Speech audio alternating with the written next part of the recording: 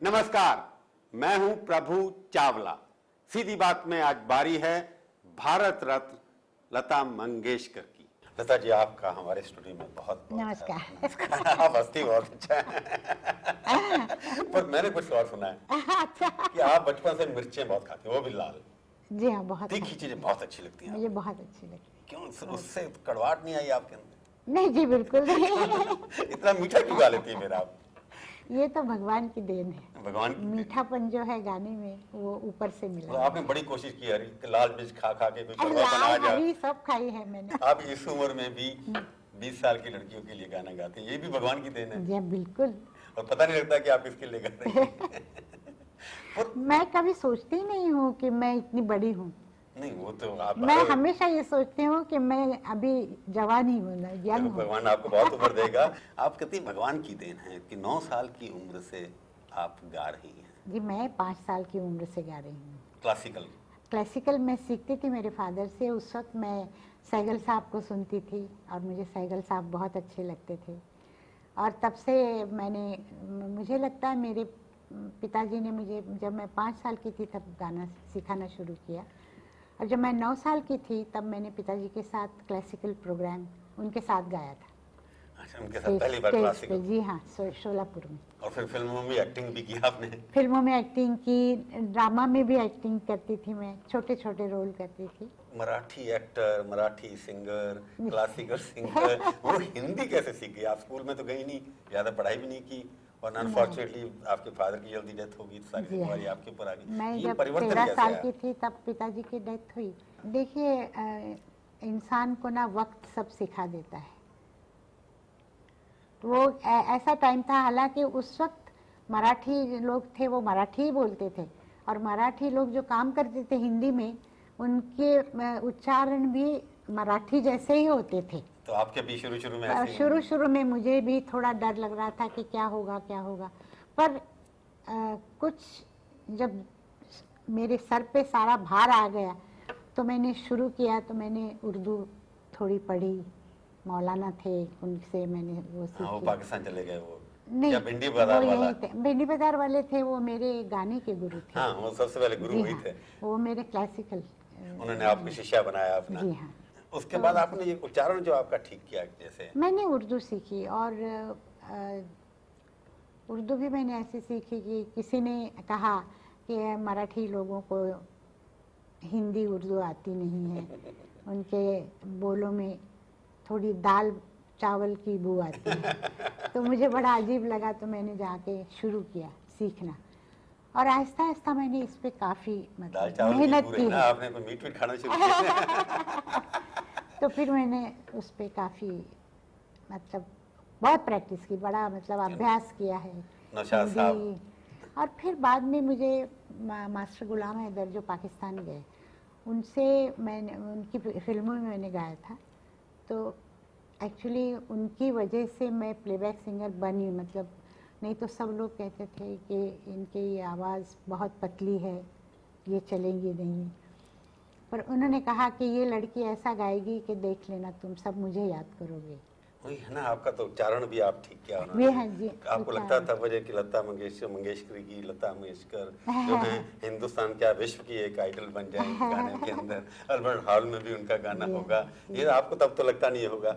नहीं, मैं तो सिर्फ ये सोचती थी कि किसी तरह मुझे काम करना है और अपना घर ठीक करना है। मैंने देखा कि आपने, मेरे को याद पुराने एक्टर में आ रहा है कि मधुबाला से लेके माधुरी दीक्षित तक आपने गाने गाए, कि दोनों में आपको लगता नहीं है कि मधुबाला के लिए जब गाना आपने गाया तो उसके लिए जो भाव थे चेहरे के, गाना उसके लिए गाती थी।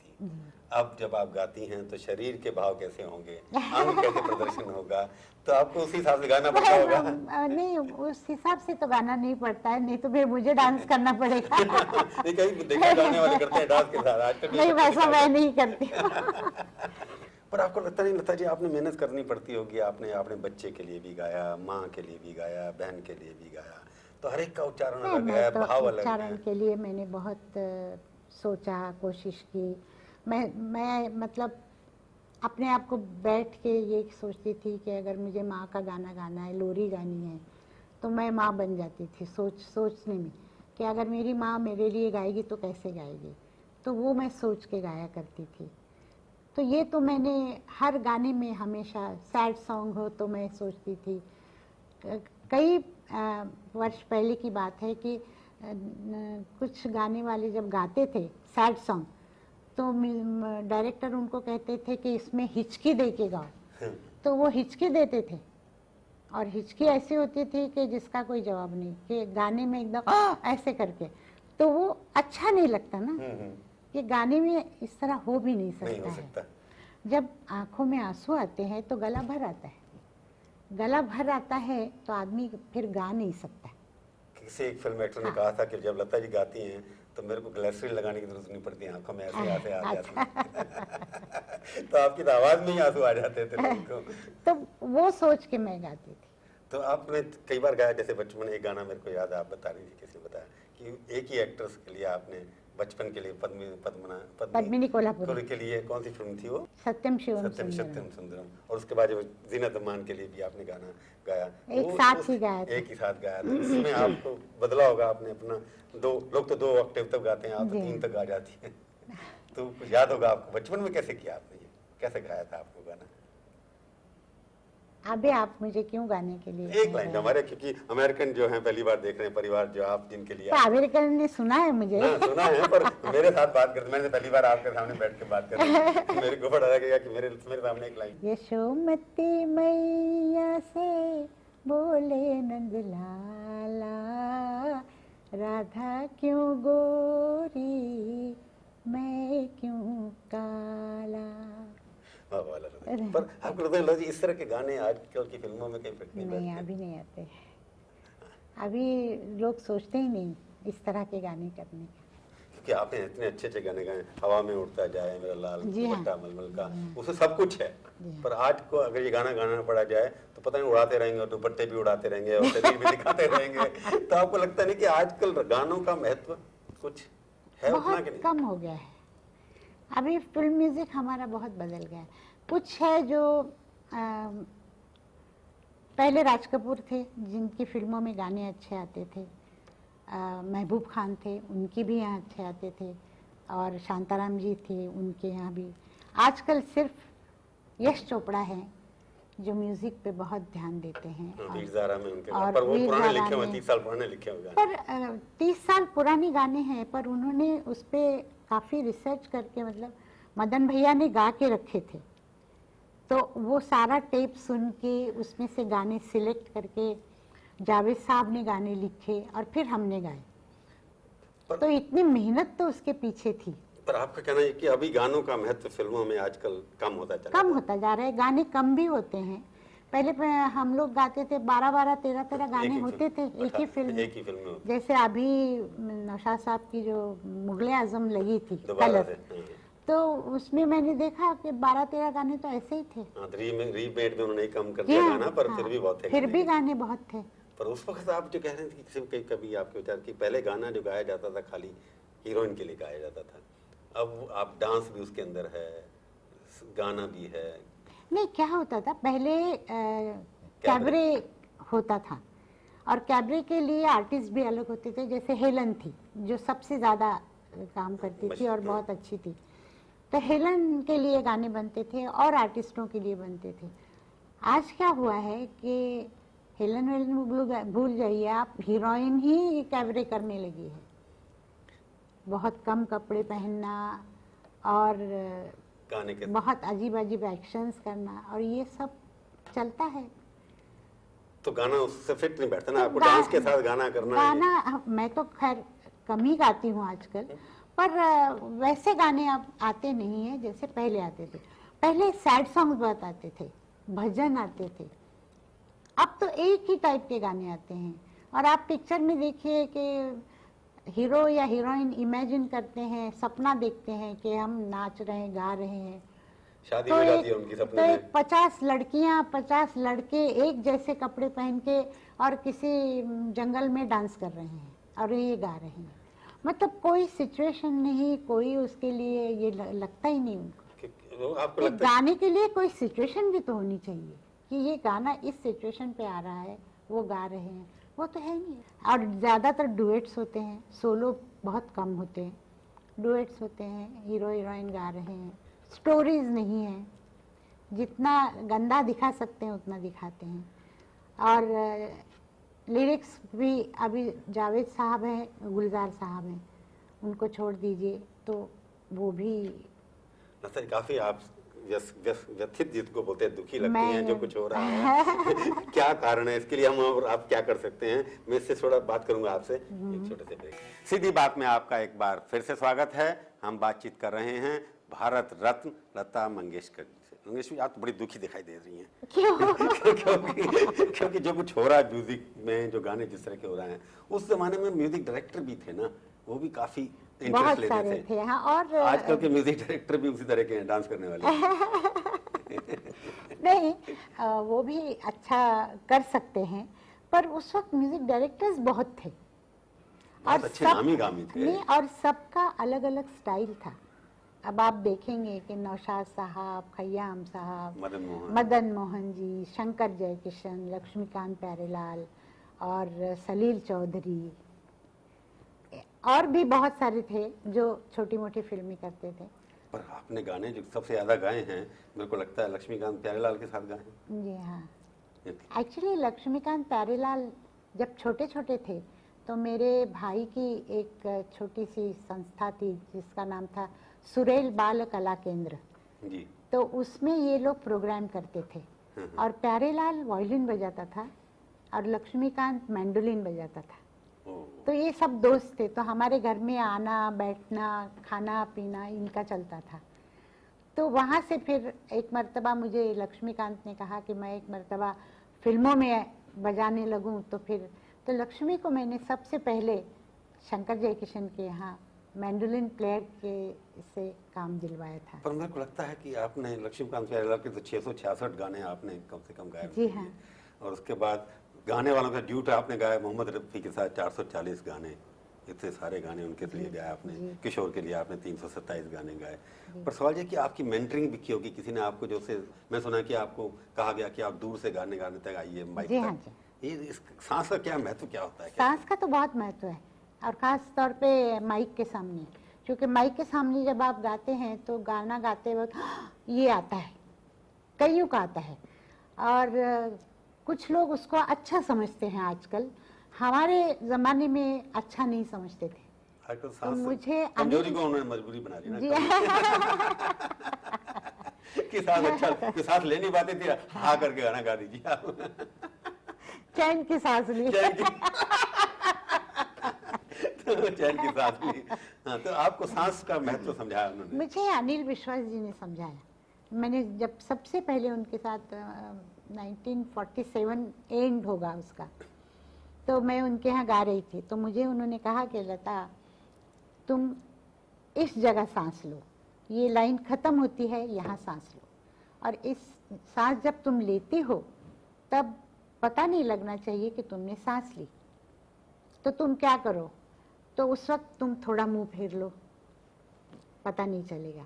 फिर बाद में मैंने आदत डाली कि अगर मुंह फेरा माइक के सामने से फेरने की ज़रूरत ही नहीं, मैं ऐसे सांस लेती थी कि किसी को मालूम नहीं होता था। पर ये अनिल दा ने मुझे सिखाया। नौशाद साहब थोड़ा ये करते थे कि गाना लिखो, तो मैं गाना लिखती थी, फिर प्रयास करती तो लिखने के बाद नहीं, गाना लिख के फिर वो कहते थे अच्छा आप पढ़ के बताइए मुझे, तो मैं पढ़ के उनको सुनाती थी। उच्चारण तो उच्चारण तो कहते थे नहीं इसको ऐसे कहना है, ये बोल ऐसा कहना है, जो उर्दू गाने हैं या हिंदी, तो वो मुझे समझाते थे। मास्टर गुलाम हैदर ने मुझे ये सिखाया कि गाने की जहाँ सम आती है, आप कितना समझते हैं मुझे मालूम नहीं, पर जहाँ सम आती है वहाँ भी हल्का सा जोर देना, वहाँ उसको थोड़ा सा ये करना सम के ऊपर, हाँ, ताकि गाना फिर थोड़ा उठता है, अच्छा लगता है। तो ये मैंने उनसे सीखा था। और मास्टर गुलाम हैदर ने मुझे ये भी कहा कि तुम जो गाना गाओगी तुम पहले सिचुएशन पूछ लो और उस कैरेक्टर में खो जाओ, अपने आप का ज़्यूम करो। हाँ, कि सोचो कि तुम ही हो वो। मुझे लगता है किशोर जी के साथ आप काफी किशोरदा के साथ गाना है, पर किशोरदा जब आते तो हंसा देते थे आपको। बिल्कुल वो तो वहाँ आके स्टोरीज शुरू कर देते थे, कहानियाँ पुरानी कहानियाँ। पुरानी कहानी शुरू हो जाए और हम लोग हंसते रहते थे। गाना नहीं होता और गाना ही नहीं हो सकता था, इतना हंसाते थे वो। पर इस सारे में जब एक कई बार होता है लता जी, आप तो लगता है वो सब नहीं आया, घमंड नहीं आया अभी तक जैसे बात कर रही हैं, पर कई बार एक स्टेज आती है जब आप अपने आप को समझते कि मेरे बिना तो कुछ नहीं हो सकता। जैसे आपने ओपी नैयर के लिए गाना ही नहीं गाया, नहीं गाऊंगी, नहीं ऐसा नहीं हुआ, या उन्होंने ऑफर ही नहीं किया? नहीं, ओपी नैयर जी के साथ जो हुआ ना वो ऐसा हुआ कि ओपी नैयर जी ने कहा किसी को कि जो मेरा स्टाइल है वो या तो गीता दत्त गा सकती है या आशा भोसले। लता मंगेशकर सबसे अच्छी सिंगर है, उन्होंने अभी भी स्टेटमेंट किया है कि लता मंगेशकर नंबर 1 है, पर जो मेरा स्टाइल है वो कुछ अलग है, वो शायद लता के गले से अच्छा नहीं लगेगा, और मैं इससे एग्री करती हूँ। तो आपका तो एक बार नौशाद साहब से भी कुछ हुआ था कि 4 साल तक गाना नहीं गाया आपने? नहीं, आर.डी. बर्मन जी, एस.डी. बर्मन जी 4 साल तक लड़ाई होती रही। 8 साल तक नहीं गाया। क्या कारण क्या था उसका? नहीं, उनके कुछ किसी ने मिसअंडरस्टैंडिंग करवाई मेरे साथ। पैसे के मामले में तो नहीं था ना? ना, पैसे के मामले में मेरे साथ कभी हो ही नहीं सकता है क्योंकि मुझे मिलते ही नहीं थे। वो तो ज्यादा नहीं मिलते थे। और एक बार मेरे को लगता है, कहीं मैंने सुना है राज कपूर जी के साथ कुछ हो गया था, थोड़ी सी किसी गाने पे रॉयल्टी के ऊपर। रॉयल्टी के ऊपर से मेरा उनका झगड़ा हो गया था। क्या कारण? नहीं, वो कंजूस आदमी थे यार, समझते थे मैं राज कपूर, इसलिए मेरे आगे कौन खड़ा होगा। उन्होंने मुझे ये कहा, मैंने उनसे कहा कि मैं रॉयल्टी देती हूँ, तो कहने हम रॉयल्टी नहीं देते हैं। मैंने कहा मैं तो लेती हूँ। तो मैंने किसी का नाम लिया, मैंने कहा फलाने प्रोड्यूसर ने मुझे रॉयल्टी दी है। तो कहने लगे राज कपूर से मिला रही हैं आप उनको, मैं राज कपूर हूँ। तो मैंने कहा मेरे लिए, मैं आई हूँ यहाँ बिजनेस करने, मतलब मैं गाने आई हूँ, मेरे लिए वो भी उतना ही बड़ा है जितने आप बड़े हैं। मैं भी लता मंगेशकर हूँ। मैंने कहा लता मंगेशकर हूँ और मैंने ये तय किया है कि मैं रॉयल्टी लूंगी। तो कहने लगे मैं रॉयल्टी नहीं दूंगा। तो मैंने कहा आप झगड़ा क्यों कर रहे हैं, हम लोग नमस्ते करते हैं, गाएंगे नहीं, मैं गाऊंगी नहीं, आप किसी और से ले लीजिए। तो उसमें उन्होंने दो एक पिक्चरें की, पर जमी नहीं बात। तो फिर वापस लता जी की शरण में, फिर उन्होंने रॉयल्टी दी मुझे। लता जी की शरण में आ गया। शरण में नहीं, पर बात ये थी ना कि उनको गाना वो समझते थे, और दूसरी बात ये थी कि गाना जब वो बताते थे ना, तो जितना मैं उनको सही मतलब गा के देती थी शायद उनको और किसी से नहीं मिलता था। तो वो आ गए बॉबी के वक्त, उन्होंने आके मुझे कहा कि जैसे आपने गाना गाया उस वक्त कांटा लगा रे, उसका अपना एक म्यूजिक था, रिदम था, और आजकल जो कांटा लगा रहे तो उसमें अश्लीलता की भावना। हाँ, रीमिक्स जो हो रहा है आजकल, लता जी तो बड़ी दुखी होंगी उससे। मैं बहुत दुखी तो हूँ, पर मैं हमेशा एक बात मानती हूँ कि उस कांटा लगा का मतलब कुछ और, इसका हाँ ये बिल्कुल है, वैसा किया है उन्होंने और बहुत ही गंदा किया है। पर मैं मानती हूँ कि जो चीज़ आती है ना वो चली जाती है। आफ्टर ऑल दुनिया गोल है, जो चीज़ आज यहाँ है वो कल यहाँ आती है और फिर यहाँ चली जाती है। तो आपको लगता है कि आपके गाए हुए गाने का डिस्टॉर्शन हो तो उसके ऊपर आपका कोई क्लेम नहीं है? नहीं, मैं उस पर ध्यान नहीं देती, हमने गा दिया है, बस हम गा चुके, आप जो करना है करो। आपने लता जी इतना नाम कमाया, 60 साल में भारतवर्ष का नाम इतना ऊंचा किया, अपने परिवार के लिए सब कुछ किया, पर लता जी ने अपने बारे में कुछ नहीं सोचा। क्यों ऐसा लगता है? आपने अपना परिवार, जो लगता है ना हर उसको कि अपना परिवार भी बनाना चाहिए। जो है मेरा परिवार वो मेरा ही परिवार है। अपने बारे में आपने नहीं सोचा, कभी दिल नहीं किया? नहीं, कभी नहीं सोचा। आपको म्यूजिक से ही मोहब्बत है और किसी से नहीं कुछ हुआ? सच्ची बात है। अब आप एक और भी आपके कि आप मंगेशकरी की हैं, और गोवा के लिए आपने कुछ भी नहीं किया, आपने सब कुछ किया, इधर उधर इतना सब कुछ किया, हॉस्पिटल बनाया, परंतु गोवा से आपको कुछ खास प्रेम है या नफरत है? प्रेम की बात नहीं है। गोवा में जो मंगेशी है जगह, तो मंगेशी में मंगेश का टेम्पल है जी, और वहाँ के जो पुजारी थे उनके में बेटे मेरे पिताजी, तो हम लोग मंगेशकर हैं जी। और मेरे मंगेशी से पिताजी आए, पर मेरी माताजी धुलिया की तरफ से आई है, खानदेश जी। तो हमारा मतलब मंगेश से गोवा से ज्यादा संपर्क हुआ ही नहीं। पर आपको पिताजी जहाँ के हैं, वैसे नॉर्मली तो हम लोग ये समझते हैं करते हैं, पर क्या हुआ और कोई कारण नहीं है कि पॉलिटिकल कारण तो नहीं, पॉलिटिकल नहीं, बांदोडकर जब थी तो ना, बांदोडकर साहब के साथ मेरा बहुत अच्छा था, बहुत अच्छा था।